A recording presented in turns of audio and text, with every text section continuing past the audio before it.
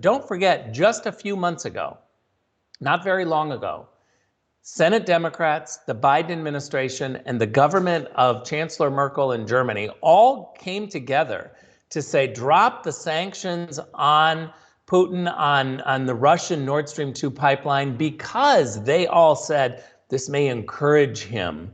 If we squeeze him too much, he's going to lash out.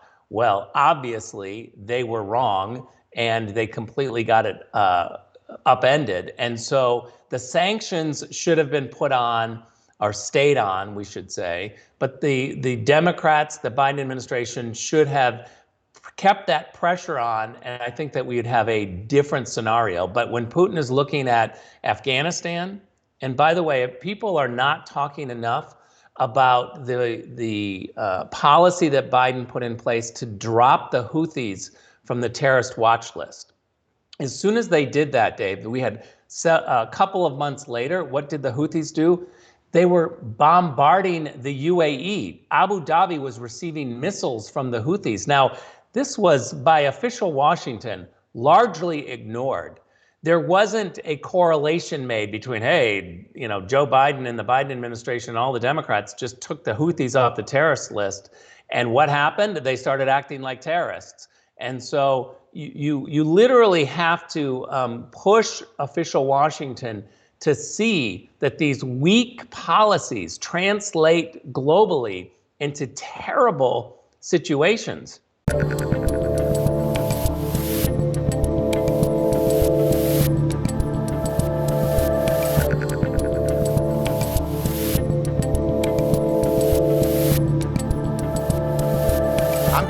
Joining me today is the former U.S. ambassador to Germany, as well as the former acting director of national intelligence for these great, at least great for now, United States of America, and my friend and Californian, we're going to have to get into that, Rick Grenell. Welcome back to the Rubin Report. Dave, thanks for having me. Always a pleasure. Let's just do the California thing quick in 1 minute. What the high hell are you doing there still, man? I love this place. I can't leave. I can't abandon it. It's bad. Look, today's the filing deadline for people running for governor, Senate, congressional races, all the races. Doesn't look like we're going to have any major candidate running against Newsom. And I think that's just more of a commentary on the fact that the system here is broken. They do mail-in ballots. Democrats completely rule this place like a third world country. And so therefore, we really don't have competition. You know, Rick, I knew it was bad in Cali when I was calling people to say I was leaving, and I thought you were going to be the one guy because you were trying to clean up the rolls there, and you're still trying to do a whole bunch of stuff, and I know how much you love California. You've been there forever. But I was calling people to say I'm leaving, and everyone was like, oh, great, you should go. It's time to go. Get out of Dodge. And you were the only person I thought was going to say stay, and you go, I get it. And then I was like, all right, I'm out of here. By the way, Rick, every time I mention California on the show, I put money into this jar, and at the end of the year, I'm going to be handing a whole bunch of cash, and I'm throwing in a couple $1,000s of my money for somebody that's willing to leave California and migrate to Florida. So I thought you were going to say for somebody who needs to help pay taxes because they stayed there. And so I'll gladly take the money. No, I am not paying your taxes to King Newsom. Okay, but let's get on to the stuff that I really wanted to talk to you about this week, because obviously there's this whole Russia-Ukraine situation.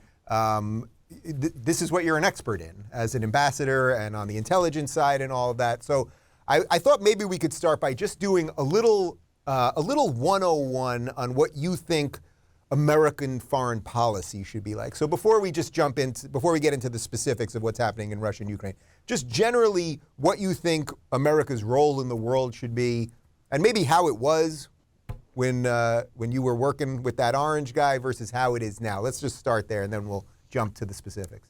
Yeah, look, I think that the America First policy is a fantastic one, and it doesn't mean America alone, and it doesn't mean just simply that we bring troops home and we ignore crises around the world. I think what America First means is just that, is that we put America first. We think about our U.S. national security. That's the criteria. what is good for U.S. national security, but it also means that our allies have to stand up, and we encourage them to do so. So it's why we removed our U.S. troops in Somalia, because we said to Kenya, hey, can you kind of police your own neighborhood? It's why we wanted the Europeans to do more. And I think there's an admission, a tacit admission from the Germans right now in terms of their policy, that they believe that they were on the wrong track for 10, 16 years of Merkel. They now are completely flipped. They're better than the Senate Democrats. They're better than Joe Biden, because there's an admission now that, wow, not paying your NATO fair share of 2% was a huge mistake. So what did the Germans do? They decided to say, we're going to pay it all at once in 1 year to catch up. This is a huge admission that they have been on the wrong track for 16 years. Then they turn around and they say, we got to stop this Russian pipeline. This is historic. This is unprecedented. Don't forget, just a few months ago, not very long ago, Senate Democrats, the Biden administration, and the government of Chancellor Merkel in Germany all came together to say, drop the sanctions on Putin on the Russian Nord Stream 2 pipeline, because they all said this may encourage him. If we squeeze him too much, he's going to lash out. Well, obviously, they were wrong, and they completely got it upended. And so the sanctions should have been put on, or stayed on, we should say. But the Democrats, the Biden administration, should have kept that pressure on, and I think that we would have a different scenario. But when Putin is looking at Afghanistan, and by the way, people are not talking enough about the policy that Biden put in place to drop the Houthis from the terrorist watch list. As soon as they did that, Dave, we had a couple of months later, what did the Houthis do? They were bombarding the UAE. Abu Dhabi was receiving missiles from the Houthis. Now, this was, by official Washington, largely ignored. There wasn't a correlation made between, hey, Joe Biden and the Biden administration and all the Democrats just took the Houthis off the terrorist list. And what happened? They started acting like terrorists. And so you literally have to push official Washington to see that these weak policies translate globally into terrible situations. I don't think it's too much to say that Joe Biden's weakness is causing war, scandal, destruction. And we have to be able to shake the Senate Democrats, because the Germans now see that.